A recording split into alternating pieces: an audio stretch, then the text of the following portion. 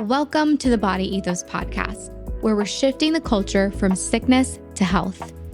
Before we dive in, please remember that this podcast is for educational purposes only and is not a substitute for medical advice, diagnosis, or treatment. Always consult your healthcare provider before making any changes to your health routine. Well, welcome everyone to the Body Ethos podcast, where we're all about shifting the culture from sickness to health. I'm your host, Jessica Whitmill, and today we're digging into a root cause that is often overlooked, but is deeply impactful, and that is mold exposure.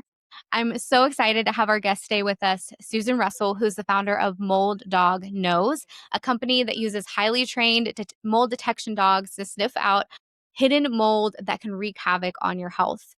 Mold-related illnesses mimic so many different symptoms, from chronic fatigue to autoimmunity to brain fog and skin conditions.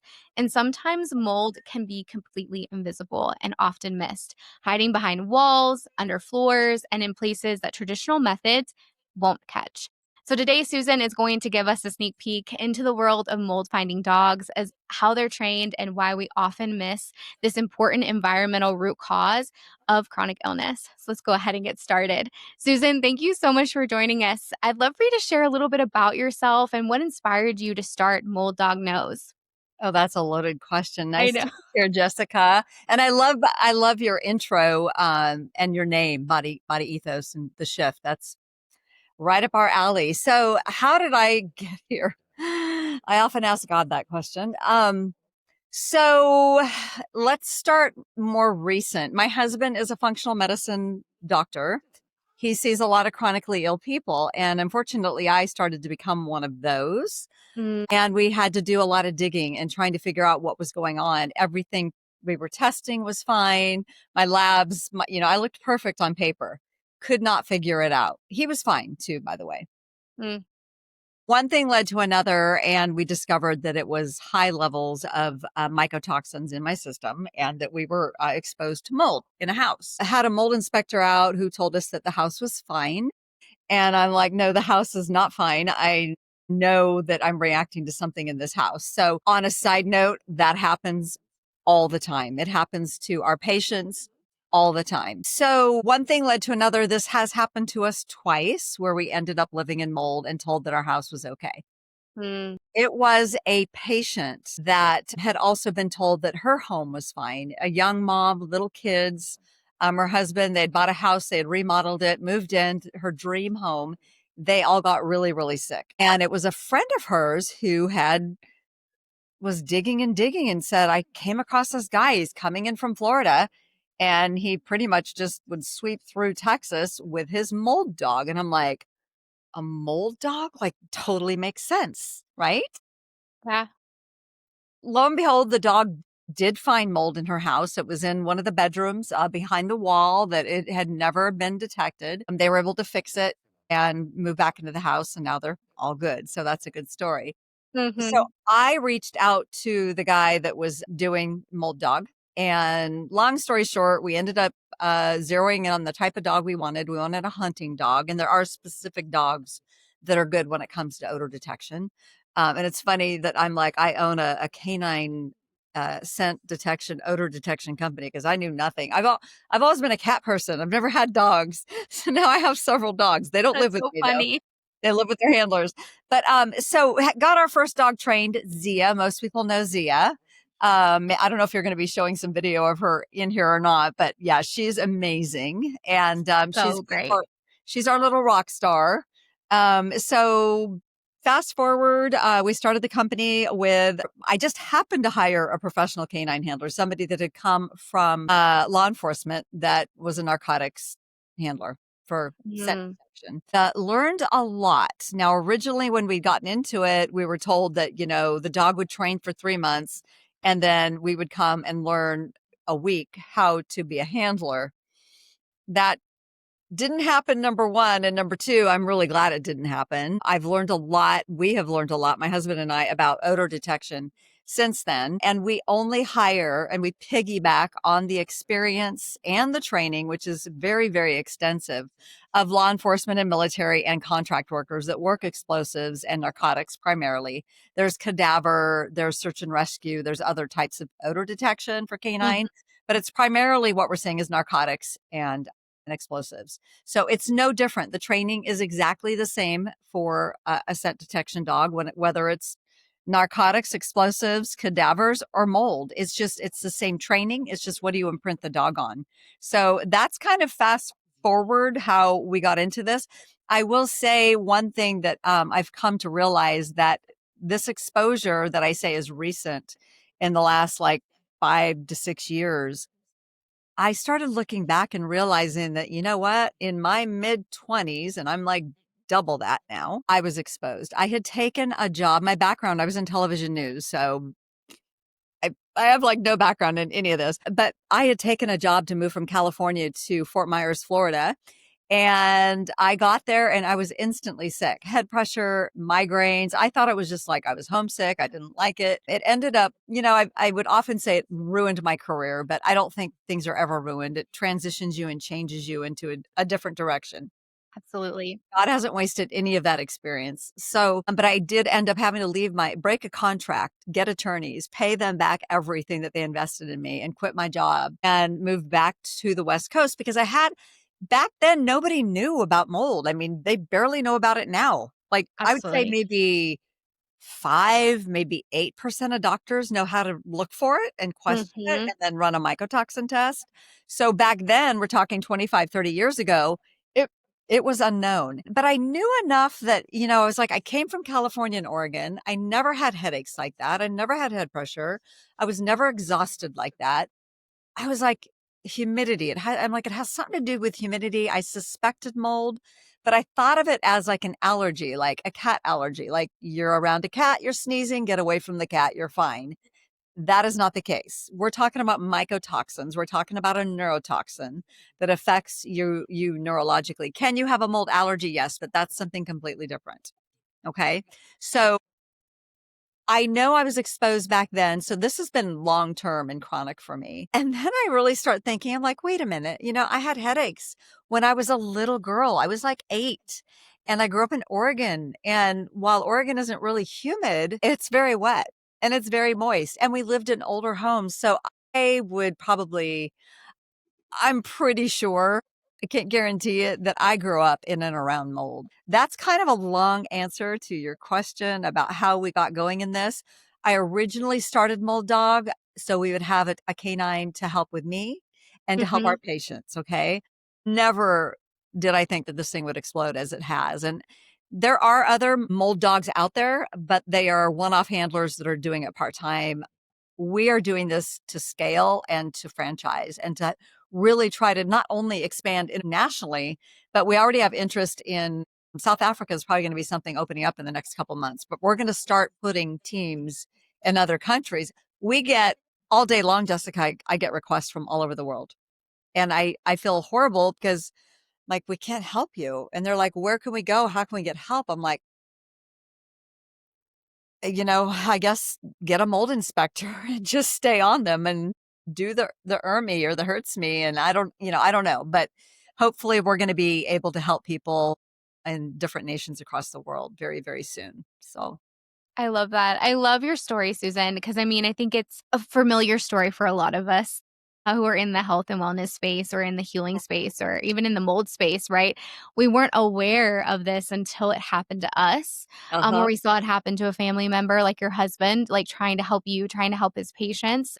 I love that you started this mold dog for you and your patients just kind of in the Texas area, right? And All now it's right. growing to this international outreach. And it just shows you how much of a need there is for this, right? Because so many families are impacted by mold and so many people are not getting the answers that they deserve. And kind of like you said, we start then kind of almost like gaslighting ourselves, right? Like, oh, I Mhm. must be homesick, kind of like you said with the Yep. Florida. Oh, like it's just this or that. And we kind of start second guessing when in reality, you were going through a really serious health Crisis. emergency. Yeah, crisis. Absolutely. Because of how, dangerous mold can be for people. And I think that that's a really important distinction you made of like mold. A lot of people think of an allergy. I know when me and my boyfriend were going through this, mold journey ourselves, we had a gastroenterologist say, well, mold only affects your lungs. So you don't have any lung issues at all. So this is definitely not causing this really horrible acid reflux and ulcers that you're having and those types of things. And I was like, no, no, no, there's a connection here because the whole system was starting to collapse for both of us, right? Our whole Mm, body system was starting to collapse under the weight of this really intense toxin that our body was being exposed to that was a mhm. mycotoxin and that we had testing with. So I'd love for you to maybe talk about kind of your view on this, what you see that when people are affected by mold, what are some of the most common symptoms and some things that you see are most like missed as far as like mold symptoms for people? Yeah, like you said, people think of the lungs and they think of, sinus issues, which that is true, but there's so many other things. So, I mean, for me, it was well, they call it brain on fire, but head pressure, uh, Mhm. horrible headaches, like horrible headaches. I would also wake up looking like I was poisoned some days. And I just could not figure it out. I'm like, what am I eating? I didn't think about at the time, what am I breathing? Yeah. But and then I, was going down the whole path of my emotional route, like, what have I not healed in my childhood? And like, what's going on in my body? And it's my fault. Not Yeah. my fault, but like, God, there was a lot of prayer. And on the good side, it did push me further into my relationship with the Lord and faith to get through it. But headaches, migraines, chronic sinus issues, thyroid issues, autoimmune issues, skin problems, depression, anxiety. And you talk about college students, we'll talk about where it's really, really bad and what happened to my daughter just months ago and I know has happened to you, military housing, the root cause of cancers. And then the thing is, it leads into things like being full of parasites and heavy metals. And it just is just like this spiral, this cascading problem where Mhm. it starts to impact you on so many different levels in your body, like you were mentioning. And it's Mhm. very confusing. And the thing that is so confusing is that you may have skin issues and depression and anxiety, and I may be floored with a migraine and vision issues and memory issues, which those are the things I continue to walk through them. And we can talk Mhm. about that part in a bit too, just about why the husband may be fine and the wife is sick as a dog. Okay. That happens Absolutely. all the time. It is more commonly, I don't know the exact percentages, but I'd say like 85% women and children. And now and again, we get the occasional man, Yeah. but there are different reasons for it being the women. But, you talk about gaslighting. I mean, yeah, we can gaslight ourselves because we don't have an understanding, but, and the people out there too, the doctors don't know, and our friends don't know, and our families that we talk to, extended family, they don't understand. So can become a very isolating, lonely journey until you can find the right people, whether it's Facebook groups or a doctor like my husband that has walked through it himself and understands, to our company, Mold Dog Knows. My story is probably the biggest one in there, but we hear stories every day, all day. But yeah, those are, have I missed any of the symptoms that you'd think of? I mean, it could be a sty in your eye. It's across the board and no two people are the same. Absolutely. Yeah. I was just thinking too, there's a lot of molds that mimic hormones. So a lot of hormonal issues, infertility, unexplained infertility, which we know when 1 in 8 couples is struggling with infertility. And a lot of my colleagues and even myself are finding a lot of that mold in mycotoxin tests and how that's relating to hormonal imbalances in a lot of women. Yes, definitely. So that's another big one too that I don't think people think of, right? It's like, oh, I can't get pregnant. It must be like a hormone issue. Let's dig a little deeper. It might actually And be a just mold issue. Yeah. can't figure it out. And like I said with myself, you can look great on paper until you do a Yeah. mycotoxin test, but nothing will show. Mhm. There's an example of we had a new functional practitioner that came to work to try and pick up the slack at our practice, and she is traditionally trained in medicine, so it was really, not really out of the box thinking. And she had a patient that she just was so frustrated with because this girl was like, I don't want to call her crazy, but she was kind of nutty. And my staff was complaining about, they'd be like, "Hush, she's calling and texting all day long and she's not doing the protocol, not what she," and I said, "Let me call her. let me just call her and see what's going on. Because and the functional practitioner we'd had not been with us that long. And she had her, she diagnosed her with thyroid issues and autoimmune. And so I got on the phone with this girl and I said, just tell me what's going on. I'm just here to be your advocate. I want to hear what's your side of the story. And I mean, that's just a really good thing to do with anybody, right? There's always two sides to the story. And bless her heart, she was emotional and she was like over the top, which is a number one indicator because it's number one, it is messing with the neurology of your brain. Overwhelm is a very, very common symptom. Mm-hmm. You get overwhelmed really easy because your neurological system is on fire and things are not firing on all cylinders either. So she started telling me some things and I said, have you moved into a new home? Yes, we moved into a new home about 2 years ago. And we're kind of surprised when the lady had just done this, they just built it and then they sold it to us. And I said, when did your symptoms begin? She says, oh, about the time we moved in. I said, really? And what about your children? Same thing. Long story short, I said, you have classic symptoms of mold illness. I said, you've got to, I mean, the whole conversation swung and I said, you need to get a test. So I'm not even a doctor. You need to get a mycotoxin test to at least rule it out. And then you can go into figuring if it's high, then where's it coming from? Where do I spend most of my time? Which is usually the home, number one. Number two would be an office. Other places are like gyms or a boyfriend's or your in-laws. But yeah, you have to start really being your own detective. And that's where a mold dog can come in and help.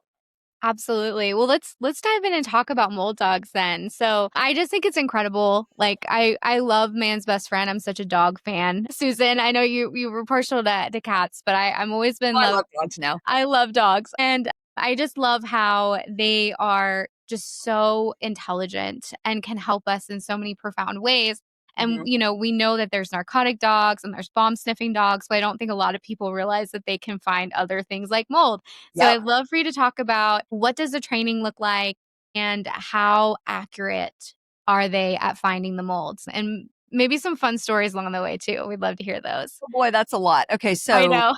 training, you wanted to know about training? That's what you're asking? Training and how accurate are they? Yeah. So training is no different than any other detection dog. You start out doing just odor detection, like they use boxes and you do a hide and the dog is going from box to box to box. And we can show that if you want. And then a dog will alert. So an alert for most dogs is either a sit or a lay or a sit and a paw, like Zia sits and then she taps it. When you say, show me, she goes right here. And to these dogs, you got to remember this is a game. It's a game. Yeah. So it's Pavlov's dog. It's reinforcement. So they go from that to specific hides with the real stuff. We work very diligently to collect mold and mold samples usually from clients' homes. And then what we'll do is we'll take a sample and we'll put it in 2 petri dishes. Then we send it to the lab to find out what's in it because you don't get that one back. So they send the report and then we have the actual sample. So our handlers that imprint and work, we call it calibrate the dogs daily on the odor. If they're not working, they're training. Okay. So they're getting exposure every single day and they're being reinforced. And so it goes from the hide and detect to going into real world situations. And for mold, it's indoor environments. It's indoor toxic mold that we're looking for, indoor hidden toxic mold. So the same things would go for narcotics. A dog should be able to detect it no matter where they are with the mold, whether it's indoor, outdoor. But the thing, we don't do the outdoor because mold's everywhere outside. Absolutely. We're specifically looking for it in the house where the air is stagnant pretty much and making people sick. And it's hidden. Most people, that's one of the misnomers. People think toxic mold, black mold. I don't have black mold. We would see it. We would see it, in the corner and in the baseboards or coming up through the floors. Well, first of all, no, it's not just black mold. There are all different types, species, genres of mold and different colors. Mold should not be growing in a house, period.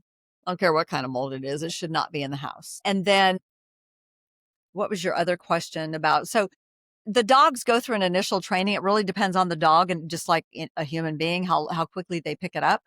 But it is tested and reinforced so you can see what their success level is. At our company at Mold Dog Knows, we are working to really set the bar high because we're dealing with people's health. Mm-hmm. If you're told, and you're not very knowledgeable, but you're told that your house is fine, then you're going to be like, check, there's no mold in this house. What else could it be? Right. Mm-hmm. Meanwhile, you're really, really sick or your kids are getting sicker. I know 2 people that have lost children to mold. So this is not something to play with. So as far as setting the bar and setting the standards, we want to set the standard and we want to be the bar. It's super important also to know, what are you imprinting your dog on? There are some teams, and I know this from where we initially started our training in Florida, that they're told when they get out of training to go pick up a piece of wood at Home Depot and just use that for the hides. You have no idea what is on that wood. And it's very likely not going to be the toxic molds that are found in indoor environment. So again, we also purchase mold from different. I have an inspector out of Florida that we purchase it, and then you get it in tubes, and we take it, you swab it, and you put it in a petri dish, and you grow it, so we know what we're imprinting the dogs on. But that's another area that we plan to elevate with our VP of Canine Operations. He is an expert through and through, and we want to be the gold standard, and it's so important. Again, would you want to hire a doctor that's had 1 week of medical school to read your lab report? The lab report would be the same as the dog. That as long as the dogs are trained and effective and they are proven to be able to detect and do it efficiently, at least for us, it's 90% or higher. I cannot vouch for the other companies. I've heard horror stories. That's all I can tell you. Um, so but as the handlers say, everything travels up leash, or I'm sorry, down leash. So if you have a handler that's somebody that's had 1 week of training or very, very little training, even a month or two, Mm-hmm. the probability ratio of a successful detection goes down. We, Mold Dog Knows, only work with highly proficient and trained, skilled military. Did I say this before? Military, yeah, military and law enforcement handlers, or contract, which is like DEA or FBI. So it's very important that it's a team. It's a team effort, the canine team. Absolutely. What was your other question? Yeah, no, I think that was perfect, Susan. I wanted to kind of go back to what you were saying. I think it's really important, like you're saying, that they know the different mold types, because people just think of mold as being that toxic black mold. That's not the case. There's Hmm. hundreds of different types of mold that can make Yeah, you sick yeah, and can be in your home. And so I think it's great that you guys are, trying to identify and imprint different types of molds. And I wanted to go back to this idea too of like, mold has a scent, but it's not a scent that humans can always detect. yeah, So you may not have a musty smelling home. You may not be able to visibly see it, but it's something that's hidden and that dog can identify. And I know, like, on your social media, there's some really great photos, terrifying photos uh-huh. of where the dog has identified some mold. They ripped out that wall and it's just full. And it's different colors and it's different Mhm. patterns. And it's one of those things where I think people would be shocked to know what's behind their walls, what's under their sinks, what's in their crawl space, Yeah, even what's underneath their kids' beds. Um, yeah.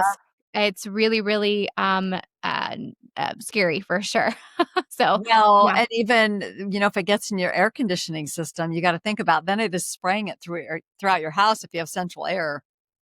absolutely. Yeah, that happened to a client of mine, and it was a costly, Very. repair, but thank goodness we found it because it was making the entire family sick. So, it's really important to find that out for sure. So, I wanted to talk about the mold dogs. I think it's also important to say too, like the handler. I think that that's a really important distinction Mhm. of making sure that handler is trained and making sure that they're directing the dog and, really helping as that team. So I think that that's really great too that you guys have that. I would love to talk about where you guys can service people right now, and if you want to talk about kind of maybe some of your goals at Mold Dog Knows. Yeah. Okay. So We had not intended on servicing people all over the US, but we do. It can get kind of expensive. We do our best to, if somebody is really ready to book in a different region that is not local for driving, we will quote them the full price for travel, which includes, a flight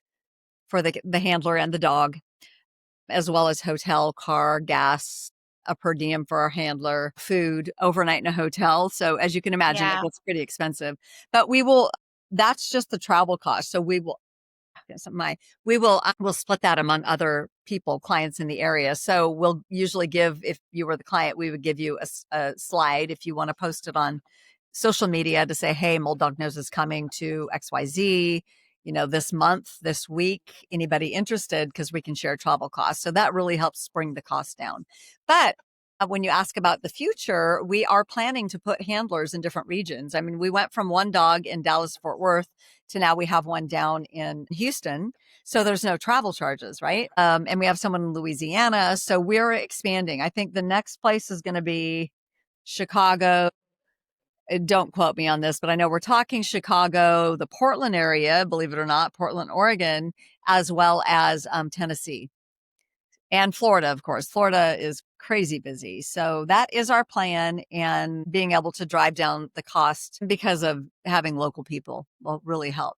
But there's a lot that goes, there's a lot that goes into that, regulations and licensing. And it's not, yeah, not easy. Absolutely. And keeping the quality high as well, making sure the handler and the dogs are well trained. Yeah. There will be very, very strict requirements and check-ins and training and daily training. And we have a system where they actually need to put in, what time of day they trained, where they trained, what tool did they use, how did the dog perform, what was the environment, what were the conditions, so that can actually be charted and we could know how the dogs are doing. I mean, we'll wash out our dog. If they're not performing to our standard, they'll be out. Ask the one question about the success rate. I think I'd say it's Yeah. about 90%, give or take. And that's like across the board when it comes to odor detection. Okay. But Hmm. again, I'm speaking for professional canine handlers and canine detection training. Okay. I cannot say that that's the truth across the board. Absolutely. It's what you're seeing in your company with Yeah. your dogs. And what we Exactly. And what you expect. Yeah. There's that 10%.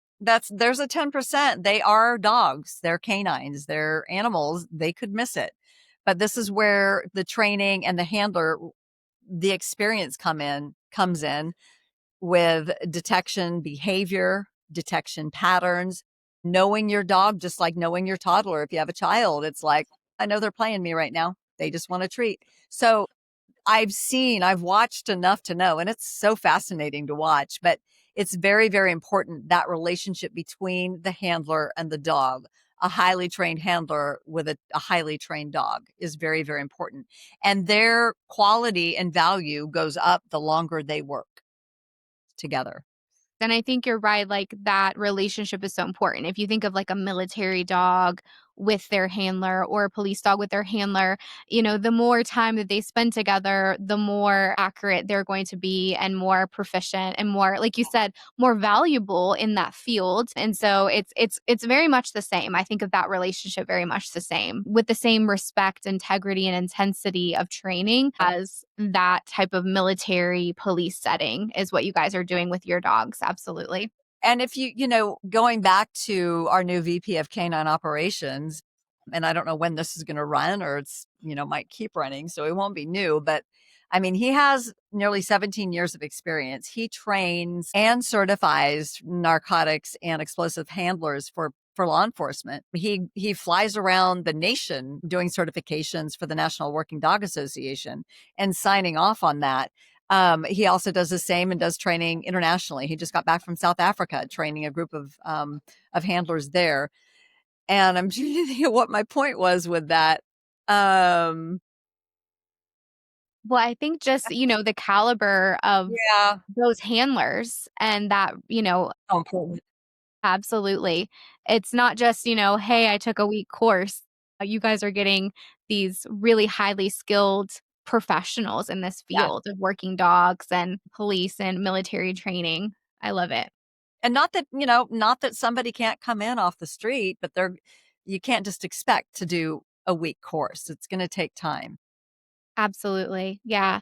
So I have another question for you. So, the mold dog alerts that there's mold. What are kind of the next steps then that you advise your clients? How do you confirm the presence of mold? What's that next step look like? Sure. So we consider ourselves professional canine odor detection. We don't consider ourselves, there's a caveat to that, but we do not consider ourselves mold inspectors. We are a canine mold detection company. We need to be very clear about that. However, we're certified as mold assessment technicians, and there is soon to be licensing that is going to be required because Texas and Florida are two of the most regulated states when it comes to the mold industry. So they are kind of like bringing us into the fold, even though we are a professional canine detection company. Mhm.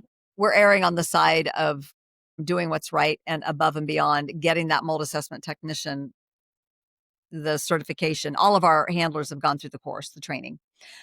So step Okay. one is detection. That would be a mold dog, or you could start with a mycotoxin test in the body, unless it's just so evident that your symptoms are it's mold. Like you need to find the mold. You find the mold, get it out of your house. So step one is detection. Step two is inspection. Then you have either an indoor environmental professional or a mold inspector come in. That would be step two. And what they're going to do is they're going to test, they're going to open up wall cavities. We don't do that. We don't want to get into that. It's just like a bomb detection dog. They don't go into, oh, there's the bomb. Let's like get in and see if it's actually active and if it's going to explode. They alert, they get the heck out of there. Same with narcotics. I mean, the narcotics handlers go in, they would alert, then they let the cops come in, the officers come in and do their work. So detect, inspect, they inspect, is there an active water source? We need to fix the active water source. And what is the quantity and what kind of mold is there? And then they put the plan together for step three, which is remediation. So they build the protocol. That protocol is handed off to step three, a remediation company that would then come in and do cleanup. And cost wise, it's all over the board. It just really depends on the extent. Absolutely. Yes. And then do you normally have the mold dog come back out after the remediation's taken place to check Well, on anything? normally doesn't mean it happens. It is highly recommended. People are so financially drained by Yeah. that time, but it is a good idea. I mean, it's in the big picture, it's not that much more to come back and have the work checked because if the remediation company doesn't do a good job, then it's all for naught. Call them out and have them do it. It's interesting. When I first got into this business, I was like, I'm letting the inspectors know who we are. We can help them. I'm letting the remediation companies know who we are. And there were some of them that like wanted nothing to do with us. They were really rude. And I'm like, what part is not proven? What part do you not get? Because dogs, canines, odor detection, their handler's testimony holds up in court. I mean, how could that not be valid? And this is what we're going to be setting out to prove. Steve, who is our VP of canine operations, he testifies all the time in court. So we're really going to set out to set the standard, raise the bar, help people understand who we are, what mold dogs can do, what they are doing, and how they can help people. And the Mhm. other side of education, and I'm kind of deterring from what you'd asked, but the other side of education is just the whole point of you realize that the air you're breathing could be making you sick. It is so elementary. There's so much education that needs to be done. It's really sad that doctors don't even know how to recognize it because I'm telling you what, if you are if a doctor is treating your thyroid and Hashimoto's and cancer, and you're still being fed with mycotoxins from the mold, you're not going to get better. You're not going to get Yeah. better. And you're probably going to continue to crater. And then you're going to have other systems in your body start failing under the weight. So you have to, the first step, you asked me, what is the first step? What I missed the first step actually is get away from the mold. Yes. So detect and get away. Bring Mm-hmm. in the inspector number 2, and then bring in the remediator number 3, and then bring the dog back in number 4 to make sure it is in fact cleaned up.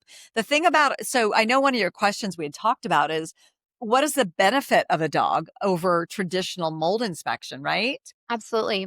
So I think that we did kind of touch upon that, or I did, in saying that we had mold inspectors come and say that our house was fine, and we know our house was not fine. They are limited. They're limited to their education, using their eyes and what they see visually, and then mechanical tools. An air sample. I had them come in and stand up this little tripod thing in the middle of a room and suck the air and then compare it to the outside. And it has to have a differential to make it okay or not okay. And I don't want to slam that and say that it doesn't work. A lot of times it doesn't work because it's not done right.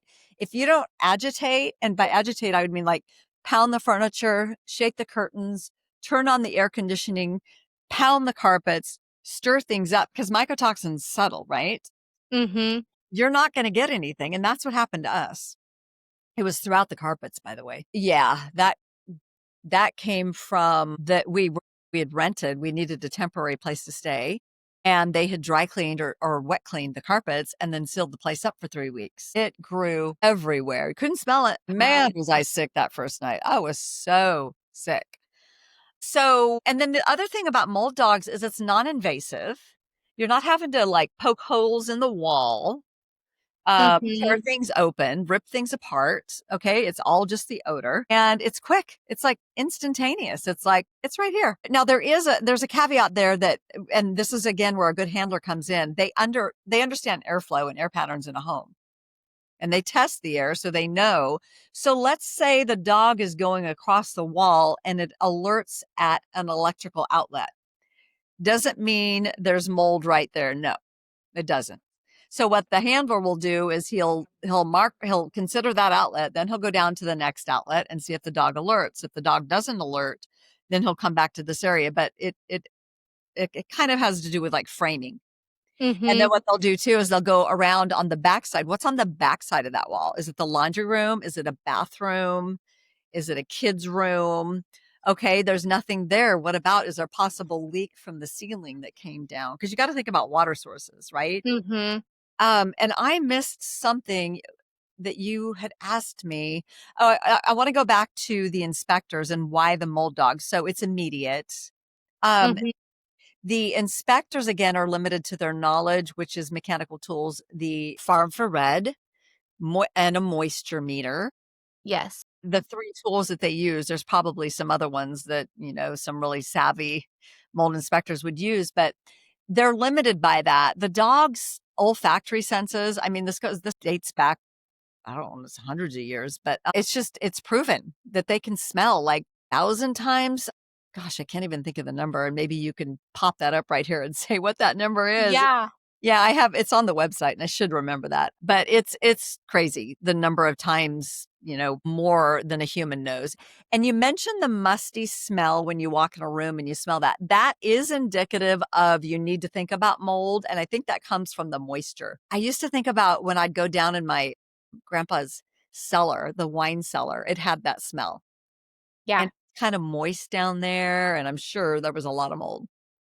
Absolutely. But, the thing is too, say you have a rental, they've fixed that leak, but Yeah. they never remediated the mold. So there could not be that musty smell or an active leak Yeah. going on. And that's a classic story for sure. Yeah. Um, but And Airbnbs. yeah, I've oh, stayed absolutely. plenty of Airbnbs.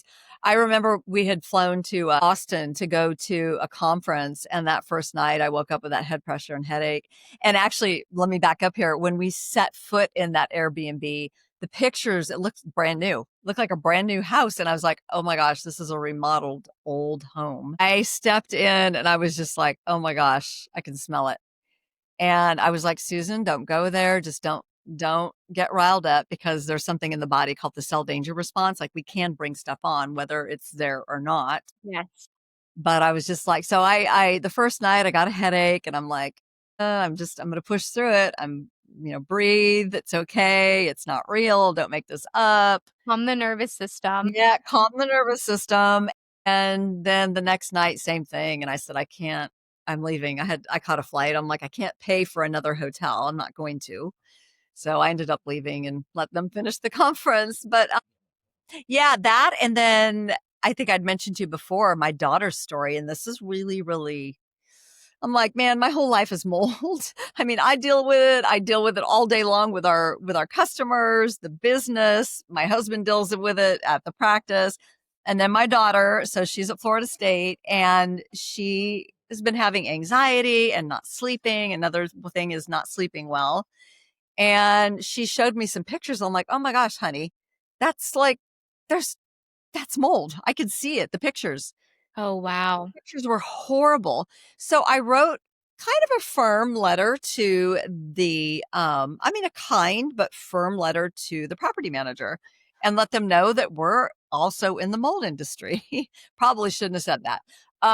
But you know what they did? We'll send the maintenance guy over to check it out. And I'm like, oh my God, like that. Of course, they're not going to find anything. The guy comes back, tells him, no, it's fine. I cleaned it up. There's no water leak. And I said, first of all, there doesn't have to be an active water leak. It could have Yep. been dried up. They stopped the water leak. Long story short, they hire an attorney. I get a letter from an attorney, a really nasty letter from an attorney that basically says, if you want to prove anything to us, we will allow you to hire a mold inspector. And by this time, I'd already had our dog go through too, by the way. They were out in that area. So I didn't tell them that because at this point, it's not validated enough. There's not enough literature out there or scientific evidence to back it up, but there will be. So I was like, darn it, I'm going to hire a mold inspector. So I got a hold of this lovely lady and she had her guy go out. But the problem was they could see it coming through, but they couldn't test it everywhere in 3 different places. So their Mm. report was inconclusive, but said there is mold. We can see it coming through. We cannot provide a sample, test a sample until the cavities are open up. And we can't do that because they weren't remediators. They can't open it up. We couldn't open it up. We'd be in trouble for ruining the property, damaging the property. So the next step was then to pay like $5,000 for a remediation company to come and open it up, then have the mold inspector come back to swab it and test it. Well, they were playing this game with us. I talked to an attorney and I was like, man, okay, she has 6 weeks left of college. I was so mad. I was mad not only because they knew exactly what was going on, but Mhm. they wouldn't budge. And they knew that it was just getting too expensive for us. So I never got the $1,000 back. We're having to pay, she graduates now in 2 weeks. We had to get another place for her to live. So we're paying double rent and you got to pay the lease out through August. So, but it was like, what's cheaper? Spending $6,000 and attorney's fees. And they knew. So you know what's going to happen, Jessica? They're going to clean it up. They're going to paint over it and they're going to move another student in that room, in that apartment, in that townhome. And Yeah. nothing is going to be done. And I'm telling you what, long-term chronic exposure. And I don't know if you know this, and you probably do. I didn't know this off the bat, but if you get Marcons, which a lot of people have Marcons up in their sinuses, it becomes a mold making factory. Yeah. Yep, that's what happens. So I'm pretty sure that my entire life, my body's been being fed with mycotoxins. So these students, these college students, it sets them off on the wrong foot. I'm sure some of these kids flunk out of school. They go home. They're so sick.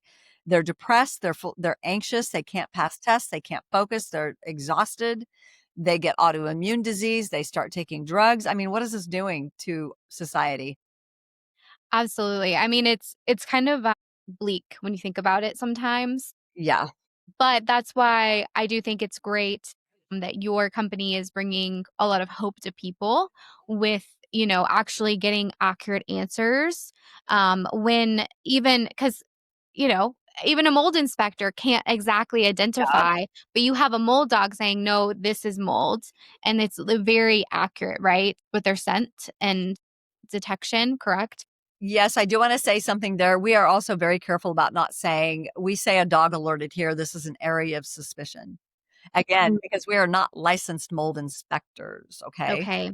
So this is an area that you need to bring in a licensed mold inspector and have them evaluate it. Mm-hmm. Again, we're a professional detection company. The dogs are imprinted on molds, the various genres and species. We're just going to alert you. Basically, we're making the job easier. We work very closely with an IEP. He is wonderful. His name is Mike McNatt. I can get you his contact information if you want to include it in this piece somehow, or the copy that you might include with it. He says that a mold dog, he always recommends a mold dog first. It makes his job easier, but the perfect trifecta is a mold dog with their olfactory, right? Mm-hmm. And then a professional mold inspector or an IEP. An IEP is like a mold inspector, but they're looking at all types of things to do with air quality. So it's kind of an advanced degree. Okay. Mm-hmm. So bring them in with their brain and their education, and then the mechanical tools. That would be the perfect trifecta. Okay. And that way you're really scouring and doing a good job, like overlapping with the sight, the mechanical tools, and the dog's nose, right? So Absolutely. that's the perfect trifecta. Okay, that makes so much sense. Yeah, thanks for clarifying that, especially for the audience and myself. That Yeah. makes so much sense. But I think it is important for folks to realize kind of the long-term health effects of this, like we've been talking about, and also where we might, I think one thing that I'm really passionate about as a holistic health practitioner is how many people I see who have mental health issues and knowing how that directly relates back to mold, or how a lot of new moms kind of again, we kind of self bully or gaslight ourselves like, this is just postpartum. I can't remember all these words, and then if, come to find out there's really some chronic mold going on. And this is why your child is having these behavioral outbursts or eczema or these digestive issues. And, nobody's sleeping in the house. And I think that so many of us just kind of say, this is the stress of life. This is just how this is. Everybody has allergies these days. Everybody, has mental health issues. But I'm also thinking if 80% of homes have some sort of history of water damage, how many of us are actually suffering with mold issues? And if 25% of the population has the HLA gene, like we were talking about, Susan, you can't detox mold. And if you have the MTHFR, which is a spectrum of about 40 to 60% of the population, that Yeah. has the MTHFR, you're not going to be a good detoxifier there either. So, is this rise of chronic illness has to do with these poor building practices and poor air quality? Yeah. Who's to Well, say? But I think there's a strong argument for it myself. there is, some people might, this begs the question, why is there such an incline? We've seen a huge increase in mold illness over the last, like, I'd say definitely over the last like 4 to 5 years, but probably more like 6, 7, 8 years. So what is it? And some of the factors that we discuss, one is houses are built really, really tight. They don't breathe. Mhm. So it's always good to open the windows, let air out your hair, your house, your hair every single day. Let it breathe, right? So built really tight. Number 2, EMF. People are shocked to hear that. EMF has been shown to proliferate the growth of mold by 600 times. Wow. Therefore, I mean, turn off your Wi-Fi at night when you sleep, which that's a good idea anyway, too, so you don't have it like going through your system. Absolutely. If you're one that is sensitive, be cognizant of how many towers do you have within like a 3-mile radius of your house. Never buy a house underneath a tower or the high wires, the big Yeah, like the big electrical wire, because that yeah, dirty electricity. the Yeah, those connect EMS. yeah, never do that. Oh my goodness, that's like a big no-no. I was driving by a place the other day, it was a hotel, and at the top of this hotel, wrapping the hotel, they had all these Wi-Fi antennas. I was like, "Oh my gosh, I wonder how well people sleep in that hotel." So those are the 2 things. The other thing, COVID has exacerbated the problem in people. The Absolutely. people that have that underlying condition, yay, that includes me. The issues I was dealing with probably quadrupled, if not sextupled, whatever. I mean, it Yeah. got it got a lot worse. And so that is another reason that we're seeing so many people like coming through the cracks. But the Mm-hmm. fact with the Wi-Fi, I think that is the house is not breathing. The Wi-Fi, the EMF that's being proliferated on our society. And then we're not even including, it doesn't have to do with mold, but just everything else, what we're Oh, eating, the foods we're eating, and what's in your water, and plastics and all that stuff. And then in America, it's not common to get the parasites out of your body. That's another thing. yeah. So there's just a whole lot of things going on in this day and age. In other countries, I'm sitting in Mexico right now, but that's from birth. They do parasite cleanses twice a year, every year. Mm-hmm. Most Americans have never done a parasite cleanse. That's pretty scary. But Agreed. yeah, I think those are the big top 3 reasons as to why we're seeing so much. I've heard some other things about a fungus being released with the melting ice caps from a very, very smart biological scientist that I've spoken with. It's attaching itself to pollens. Yeah, it's kind of a mess. Oh, and the other thing about just the building materials that are used in the US and probably other countries, but I'm more focused, obviously, being an American, but Mm-hmm. using drywall, Yes. using insulation, that is like a breeding ground for mold. And you literally can, like I told you, that the trainer said, go pick up a piece of wood from Home Depot to use to train your dog. There's mold on the wood. Then Yeah. you have these builders that are like framing a house and it's getting wet. And then it's not even dried in. They dry in with the moisture. Mm-hmm. So it's already in the walls. It's on the drywall. I mean, it's just there needs to be some major reform. Absolutely. I know there's a bill coming in Colorado about like consumer education around mold. And I think it's maybe like a first, like tiny little step. Oh, But I wow. would love to see, just like you, Susan, like you said, there's reform needed on so many different levels. It blows my mind. Like I was posting on my Instagram a little while ago, like, don't put your wet towel against your drywall because it's basically paper and Yeah. you could start growing mold behind the drywall. And Never someone thought of was like, that. I never thought about the fact that our walls are basically like paper. And I was like, They yeah, they are. are. And then behind it, there's this spongy, insulation that is just a perfect greeting ground, like you said, to hold in moisture. So much reform needed in how we build homes. I don't know why they continue to build that way because it's what's available, what's cheap. Again, I'm sitting in Mexico, and part of the reason is these walls are cinder block and they're covered with Exactly. cement, and the floor is cement. I will tell you, I came here because of the way they build, and I'm living near the ocean. So I live here primarily. I go back and forth. I run the practice. I run Mold Dog Nose, going back and forth, but this is our home. I came here because of the way they build and because I always felt better here. Mm-hmm. Turned out this house had lots of mold. So couldn't believe it. Could not believe it. Wow. All these cabinets, that's all brand new. We Wow. just got that done. We had to tear out all the cabinets. There was a line on the backside of the cabinets about 12 inches from a hurricane back in 2014. I would not have bought this house had I known a hurricane blew through here. We were told that everything was new. Did I fly my dog in? No, I just figured number one, I didn't have time. I didn't have time to get her here. And yeah, so we ended up having to rebuild. We rebuilt with Perota, which is a good mold resistant wood. It's a hardwood. And I've talked to some people that are super sensitive. They are building their own homes. They're building them much like we build here. They're using cinder block, cement. We do not have central air. We have mini splits throughout. Mm-hmm. Mini splits can be problematic if you don't keep an eye on them and keep them cleaned regularly. So Absolutely. don't just Mm-hmm. let it run for a year or two. You're Yeah. supposed to clean them if you're sensitive, like every 3 months.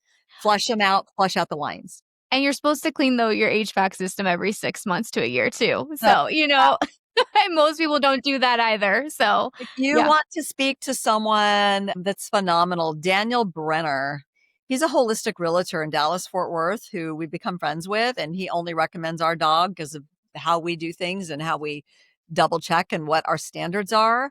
He's phenomenal. He helps people find new quality good homes. That's great. And there's a lot of realtors that don't like him. They want the deal closed. But Absolutely. Daniel is like a pit bull. You know, he'll be like, "Man, I had another deal fall through, but I'm not gonna let my clients down. I am gonna find if this house is vulnerable, we're gonna find it." So, he would be a great interview for you if you wanna take this to another level. Yeah, absolutely. And I'll link to his information as well as some other more holistic, mold informed realtors that I also know Yeah, too in the yes, comments, as yes, well as how to find a mold inspector and of course mold dog knows. If we people do. find this, that would be awesome. But Susan, this has been such a lovely conversation. Thank you so much. I think that gosh, I think you and I could probably talk about this topic all day. Yes. And I'm sure our audience could listen to it all day as well. It's such an important topic. I think, if somebody is landing on this, episode, they've probably either experienced mold themselves or are wondering if mold is part of their health picture of why they aren't feeling well. So I hope that if you're listening to this today, this brings you some hope. But before we close, I was wondering if you could answer one question that I have all my guests answer. And that, as you know, the Body Ethos podcast is helping people take meaningful shifts to reclaim their health and shift our culture from sickness to health. So, what's one practical or powerful way someone who's listening today can make that shift? Oh, wow. I know it's a big, loaded question. And there's so many different people. I mean, would this be an open-minded person? For the average person, I would say open your mind that things are not what they seem. Yeah, There's a lot that has been hidden from us, and the truth is coming out a lot, especially since COVID. absolutely. I think first and foremost is be mold aware and be parasite aware. Those would probably be the two first and foremost. You get that stuff out of your system and you're headed in the right direction. Yes, I couldn't agree more. I couldn't agree more. Awesome. Well, thank you so much.